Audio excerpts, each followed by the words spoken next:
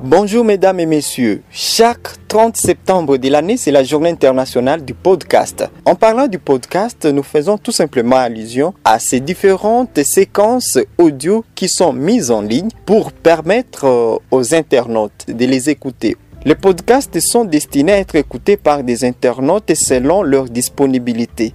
Ils peuvent décider de créer des playlists pouvant leur faciliter de savoir quels sont les nouveaux programmes mis en ligne.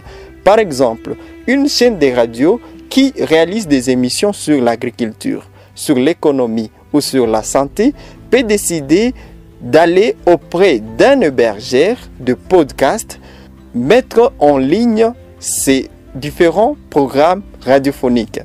Dans ces cas-là, il faudra que cette chaîne de radio disponibilise des moyens pour héberger ces contenus en ligne. Par ailleurs, il existe aussi d'autres sites internet qui proposent des possibilités de mettre en ligne des éléments sonores de façon gratuite. Il sera question de savoir qu'est-ce qui vous arrange le plus. Pour ce qui est de cette journée internationale du podcast, dans le cadre de cette journée, je vous invite tous ensemble de suivre nos podcasts TTA Mazingira. Ce sont des magazines qui offrent à la communauté quelques notions autour de la gouvernance des ressources naturelles. À travers ce magazine, nous recevons des experts, nous recevons aussi certains membres de la communauté pour nous parler de leurs ressentis. Je suis Daniel Makassi. Je vous ai présenté ces podcasts spéciaux dans le cadre de la journée internationale du podcast célébrée chaque 30 septembre de l'année.